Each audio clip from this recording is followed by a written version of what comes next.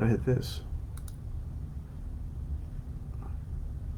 Am I sharing? Hi, everybody. Am I sharing this correctly? Is there a way to check? Hey, we're having all these technical issues today. We are hopefully showing just the thing and not Lily's host screen.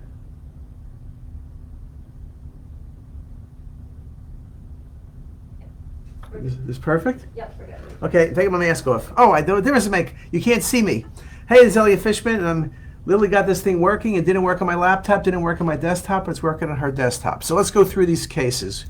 Okay, patient with right upper quadrant pain. You see a large vascular lesion, and it could be coming off the liver, but the epicenter is really the adrenal, particularly when you look at the coronal view.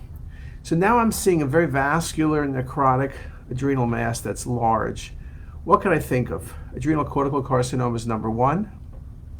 I guess a pheochromocytoma would be a possibility. Metastasis from renal cell, if the patient had renal cell, which they don't have, that would be a thought. But I don't know what else I could really think of. Beautiful example on the volume rendering, showing you the hypervascularity, the central necrosis. I guess things like cholangiomas can be very vascular, but these look like neovascularity. This does not look like a benign lesion. This looks like malignant. You can see it washes out, and on the washout, you can see how the IVC is involved. The necrosis, so cystic lesions, big adrenal, solid masses enhancement, primary adrenal cortical carcinoma, unusual cystic pheo. And this was a primary adrenal cortical carcinoma. Here it is on the cinematic rendering, very nicely showing that. So just a really nice example of a cortical carcinoma. What about this case? Patient with shortness of breath. It's a female, it's in their 30s. Cystic spaces, you can see the upper lungs pretty extensive. You could think of things like Langerhans disease. Could it be just plain emphysema? It involves the upper, mid, and lower lung fields as you look through these images. You can see upper, mid, and lower, and maybe the upper is a touch worse. What gives you multiple cystic spaces in the lung in a young female? What if I told you the patient also had a renal mass? Well, you could think of Langerhans. Our person, Dave Fagan, I was quizzing yesterday, thought that was a good thought. He went through some other emphysematous disease processes, but then came down on LAM, Lymphangioleiomyomatosis, often associated with tuberous sclerosis, often associated with renal angiomyolipoma. It's just a wonderful case for high-res CT. These patients also, here's just some of the synonyms. LAM is the easiest thing to say. 30% of individuals with sporadic LAM and up to 80% of individuals with tuberous sclerosis LAM develop angiomyolipomas in the kidney. So remember, angiomyolipomas in the kidney, either it's part of tuberous sclerosis where you see multiple, or it's just an incidental finding, solitary lesion, more common in middle-aged females. And LAM is associated with a rare genetic disorder known as tuberous sclerosis, and both diseases are associated by mutations in one of two genes known as TSC1 or TSC2. Okay? And the slides, if you want to look at them more carefully, they're in the April edition of CTisus Pearls. So you can see them there. And again, high-res CT is excellent to diagnose LAM.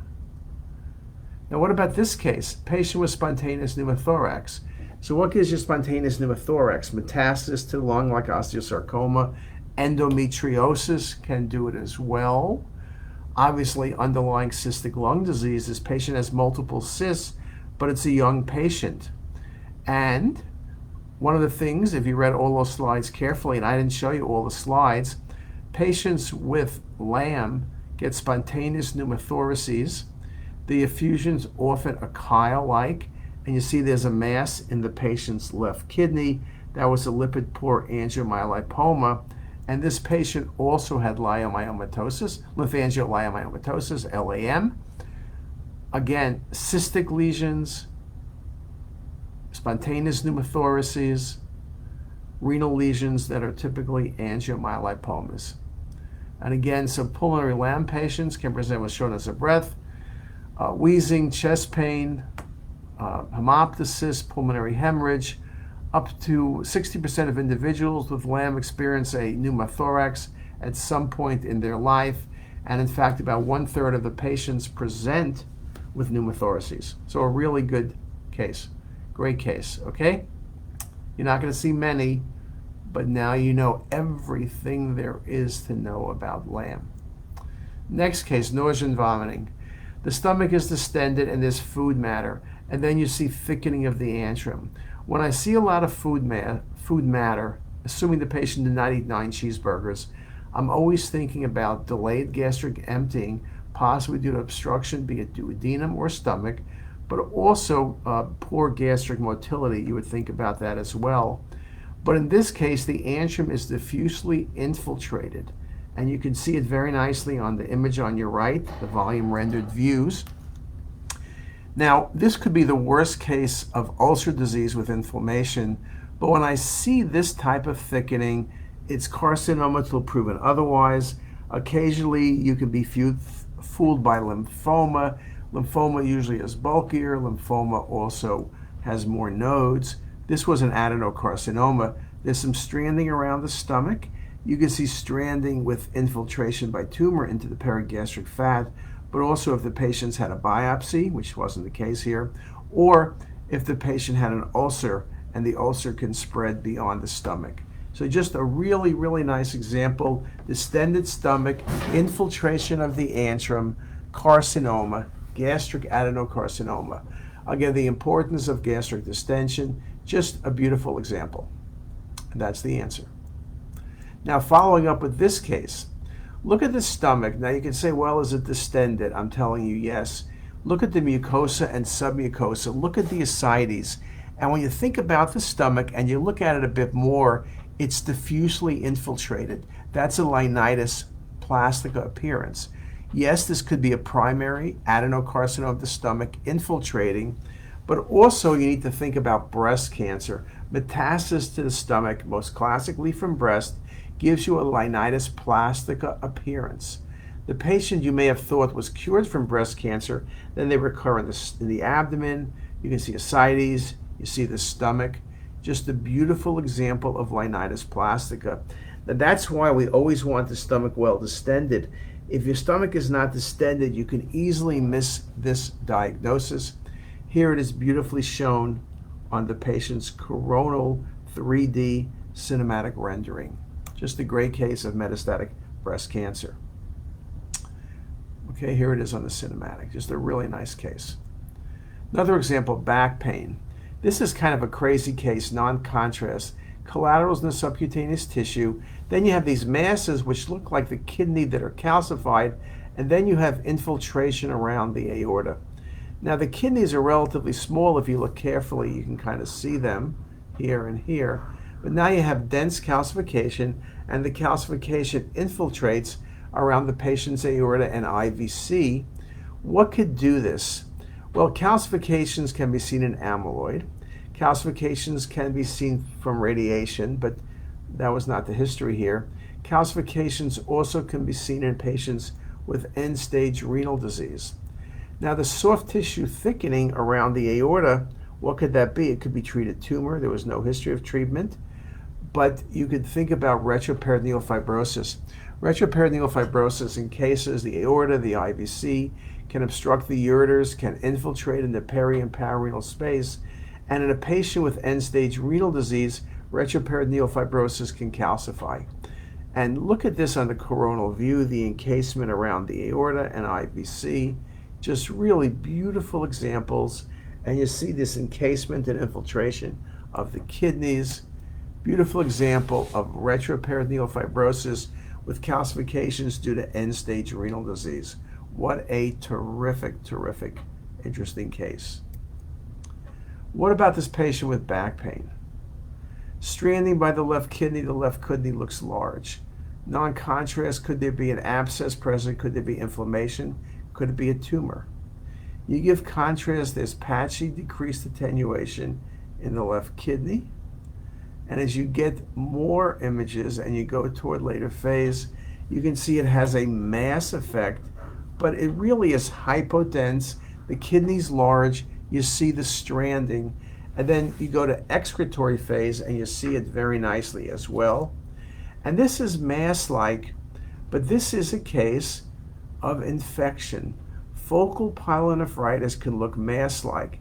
Decreased attenuation, mass effect on early and late phase imaging, and this was acute pyelonephritis. So again, just to show you, sometimes infection and tumor can look very similar. So clinical history can be helpful, and sometimes your analysis will make it all happen.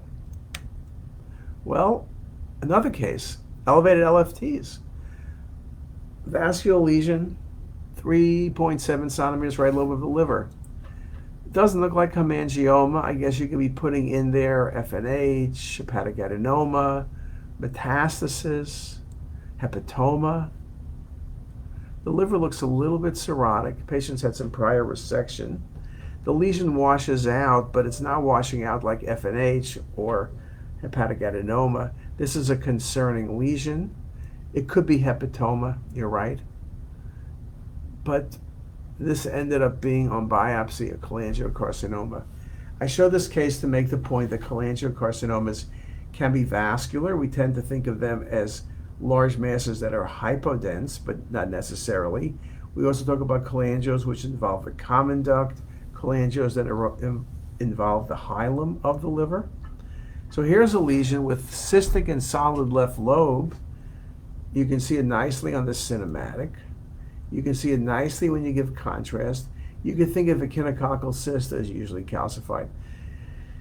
You could think about metastasis like a GIST tumor. An excellent thought. GIST can be solid. Melanoma can be solid and cystic as well. You can think about an abscess. That did not match the history, but it can occur. Abscesses are more common in the right lobe, particularly amoebic abscesses. What else?